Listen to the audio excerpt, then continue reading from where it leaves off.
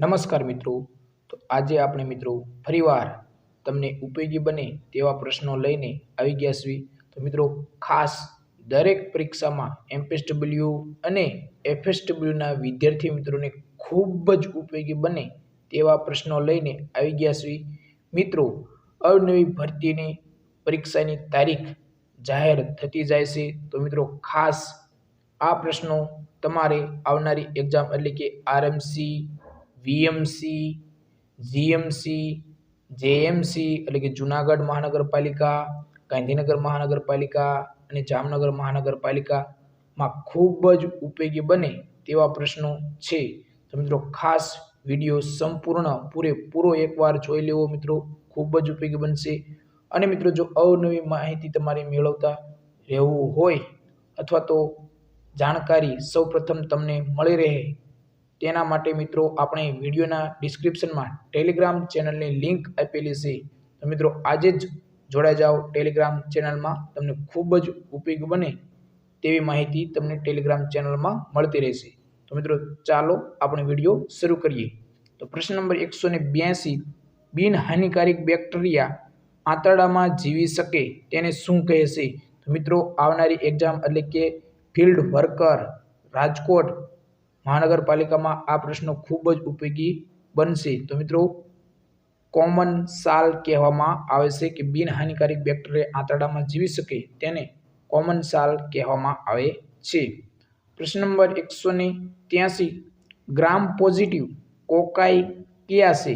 તો મિત્રો ગ્રામ પોઝિટિવ કોકાઈ સ્ટેફિલોકોકાઈ, સ્ટ્રેપ્ટોકોકાઈ અને ન્યુમોકોકાઈ જે આ ગ્રામ પોઝિટિવ મિત્રો ખાસ પોઝિટિવ આપણને પૂછવામાં આવ્યું છે। દરેક પરીક્ષામાં મિત્રો અત્યારે તમારે પ્રશ્ન સમજીને જવાબ આપવો જોઈએ, કારણ કે ગ્રામ પોઝિટિવ તો મિત્રો સ્ટેફિલોકોકાઈ, સ્ટ્રેપ્ટોકોકાઈ અને ન્યુમોકોકાઈ। તો મિત્રો ગ્રામ નેગેટિવ 184મો પ્રશ્ન તમે જોઈ શકો છો કે ગ્રામ નેગેટિવ પૂછવામાં આવ્યું છે। તો મિત્રો ગ્રામ નેગેટિવ જો પૂછવામાં આવે તો નિસેરિયા, મેન્જીટાઇટિસ અને ગોનોરિયા। આ મિત્રો ખાસ યાદ રાખવું, નિસેરિયા, મેન્જીટાઇટિસ અને ગોનોરિયા જે ગ્રામ નેગેટિવ કોકાઈ છે। પ્રશ્ન નંબર 185 જોઈએ કે એસિડ ફાસ્ટ બેક્ટેરિયા કયા છે? મિત્રો એસિડ ફાસ્ટ બેક્ટેરિયા પૂછવામાં આવે તો માઇક્રોબેક્ટેરિયમ ટ્યુબરક્યુલી અને લેપ્રી ખાસ મિત્રો। પ્રશ્ન નંબર 186, સિફિલિસ રોગ કયા બેક્ટેરિયા પેદા કરે છે? તો મિત્રો સિફિલિસ રોગ ટ્રિપેનોમા પેલિડમ બેક્ટેરિયા પેદા કરે છે, ખાસ મિત્રો સિફિલિસ ટ્રિપેનોમા પેલિડમ। પ્રશ્ન નંબર 187, વાયરસનું કદ કેટલું હોય? તો મિત્રો વાયરસનું કદ 28 થી 300 નેનોમીટર, ખાસ મિત્રો 28 થી 300 નેનોમીટર। પ્રશ્ન નંબર 188, વાયરસ કઈ જગ્યાએ ઉછેર પામે છે? તો મિત્રો વાયરસ ટીસ્યુ કલ્ચરમાં અથવા તો મરઘીના ગર્ભમાં વિકાસ એટલે કે તેનો ઉછેર થાય છે મિત્રો। ટીસ્યુ કલ્ચર અને મરઘીના ગર્ભમાં વાયરસ ઉછેર થાય છે। પ્રશ્ન નંબર 189, ચેતાતંત્રને અસર કરતા રોગો કયા કયા છે? તો મિત્રો ચેતાતંત્રને અસર કરતા રોગો પોલિયો, હડકવા, મગજનો શોથ અને સંક્રમણ, ખાસ મિત્રો પોલિયો, હડકવા અને મગજનો શોથ સંક્રમણ। પ્રશ્ન નંબર 190, શ્વસનતંત્રને લગતા રોગો કયા કયા છે? મિત્રો ખાસ શ્વસનતંત્રને પૂછવામાં આવ્યું છે। તો મિત્રો ઇન્ફ્લુએન્ઝા જે શ્વસનતંત્રને લગતો રોગ છે, શરદી, બર્ડ ફ્લૂ અને સ્વાઇન ફ્લૂ, ખાસ બર્ડ ફ્લૂ, સ્વાઇન ફ્લૂ જે શ્વસનતંત્રને લગતા રોગો માનવામાં આવે છે। પ્રશ્ન નંબર 191 જોઈએ કે ડીએનએ ધરાવતા વાયરસ કયા છે? તો ડીએનએ ધરાવતા વાયરસ મિત્રો પોક્સ, હર્પીસ, એડિનો વાયરસ જે ડીએનએ ધરાવતા છે વાયરસ મિત્રો પોક્સ, હર્પીસ અને એડિનો વાયરસ જે ડીએનએ ધરાવે છે. પોક્સ, હર્પીઝ અને એડિનો વાયરસ. પ્રશ્ન નંબર 192, આરએનએ ધરાવતા વાયરસ કયા છે મિત્રો? તો આર્બો વાયરસ, હડકવા અને પોલિયો. ખાસ મિત્રો વેરી મોસ્ટ એમ્પ્લિકેશન. આર્બો વાયરસ, હડકવા અને પોલિયો જે આરએનએ વાયરસ ધરાવે છે મિત્રો. ખાસ પ્રશ્ન નંબર 193 જોઈએ કે ઝેરી મેલેરિયા તરીકે કયું પ્લાઝ્મોડિયમ પ્રચલિત છે મિત્રો?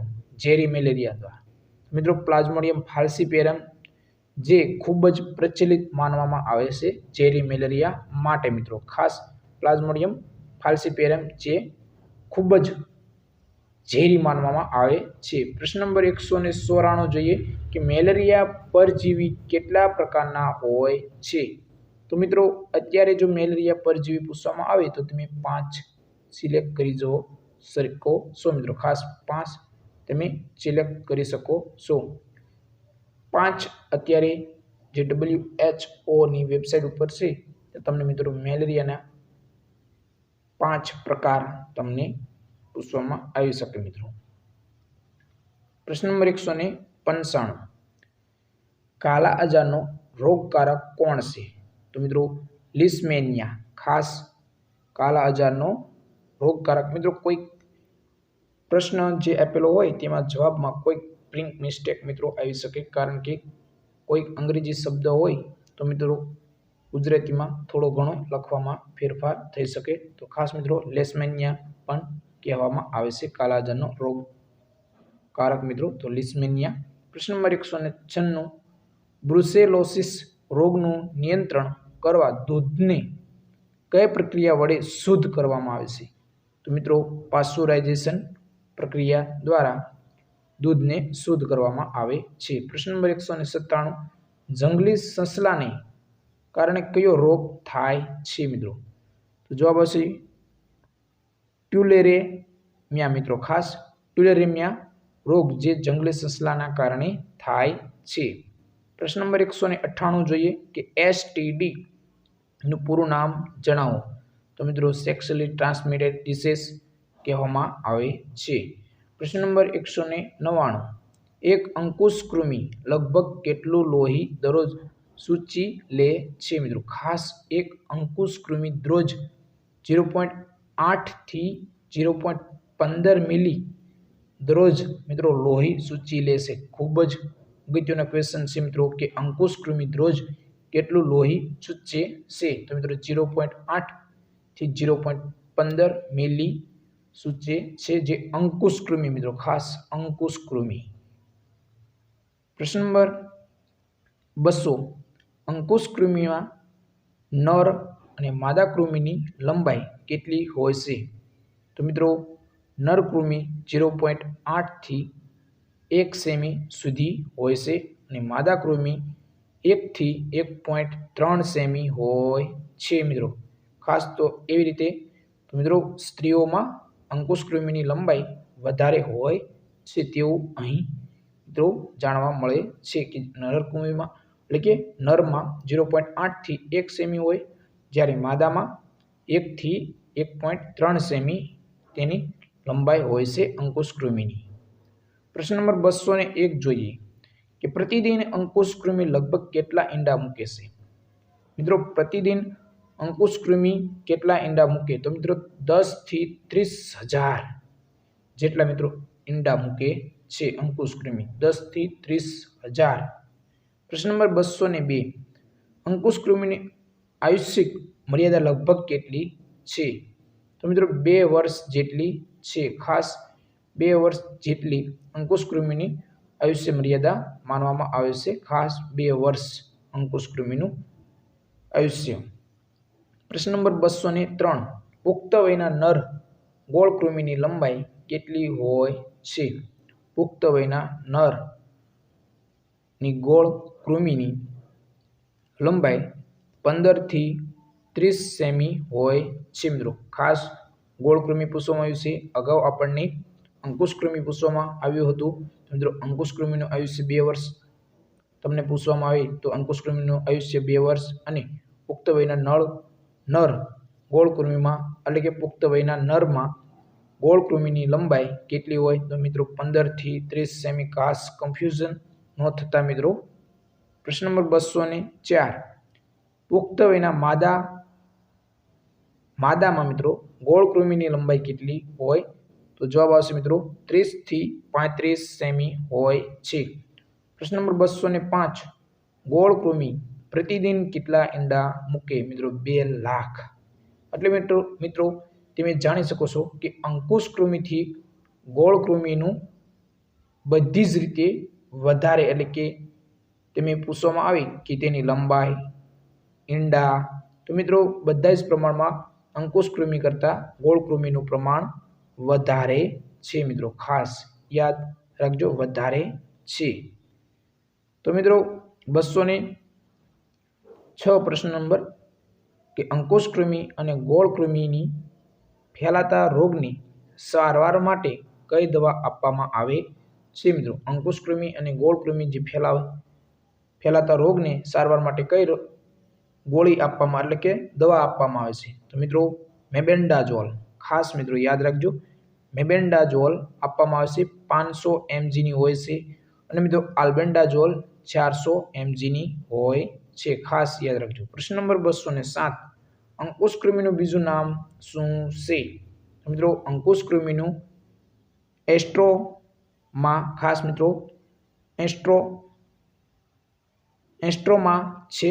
મિત્રો ખાસ યાદ રાખજો, કોઈક અંગ્રેજી વર્ડ હોય તો મિત્રો ખાસ તમે જોઈ શકો છો કે તેને શું કહેવામાં આવે. અને મિત્રો ગોળ કૃમિનું શું નામ હોય છે? તો અર્કિસ. પ્રશ્ન નંબર 209, મિત્રો કોઈક પ્રશ્ન જો વાંચવામાં ભૂલ હોય તો મિત્રો તમે જણાવી શકો છો કે તેને ગોળ કૃમિને ઇંગ્લિશમાં શું કહેવામાં આવે? તો મિત્રો એસ્કિર્સ કહેવામાં આવે છે. પ્રશ્ન નંબર 209 કે પટ્ટીકૃમિને બીજા કયા નામે ઓળખવામાં આવે છે? તો મિત્રો કેસ્ટોડ. ખાસ મિત્રો કેસ્ટોડ તરીકે પટ્ટીકૃમિને ઓળખવામાં આવે છે. પ્રશ્ન નંબર 210, માનવ પિચ્ચુ, મરુમક્ષિકા અને માકણ કરડવાથી અનુક્રમે કેવી પરિસ્થિતિ ઉદ્ભવે છે? તો મિત્રો પુલિકોસિસ, હારારા અને એમિક્રોસિસ જેવી પરિસ્થિતિ ઉદ્ભવે છે. પ્રશ્ન નંબર 211, મેલેરિયા કયું મચ્છર કરડવાથી થાય છે? તો મિત્રો જવાબ આવશે એનોફિલિસ માદા મચ્છરથી મેલેરિયા થાય છે. પ્રશ્ન નંબર 212, હાથીપગો રોગ કયું મચ્છર કરડવાથી થાય છે? તો મિત્રો ક્યુલેક્સ. પ્રશ્ન નંબર 213, ચિકનગુનિયા ફીવર, એટલે કે ડેન્ગ્યુ ફીવર, યલો ફીવર કયું મચ્છર કરડવાથી થાય છે? તો મિત્રો એડિસ મચ્છર. તો મિત્રો આજના પ્રશ્નો તમને કેવા લાગ્યા? જો પ્રશ્નો સારા લાગ્યા હોય તો મિત્રો ચેનલને સબસ્ક્રાઈબ કરી લેજો. અને જો વિડીયો પસંદ આવ્યો હોય તો વિડીયોને લાઇક કરો, શેર કરો વધારેમાં વધારે તમારા મિત્રોને. અને જો મિત્રો તમારી ભરતીને લગતી અવનવી માહિતી મેળવતા રહેવું હોય અથવા તો તમને સૌપ્રથમ માહિતી મળી રહે તો મિત્રો ખાસ આપણી ટેલિગ્રામ ચેનલ છે, જેની લિંક મિત્રો વિડીયોના ડિસ્ક્રિપ્શનમાં આપેલી છે. તો મિત્રો આજે જ જોડાઈ જાઓ ટેલિગ્રામ ચેનલમાં, તમને ખૂબ જ ઉપયોગી બનશે. મિત્રો પાઠ્યપુસ્તકની PDF પણ આપણે ટેલિગ્રામ ચેનલમાં મૂકેલી છે. તો મિત્રો ઘણા ખરા મિત્રોને ખૂબ જ ઉપયોગી બનશે. તો જય હિન્દ મિત્રો.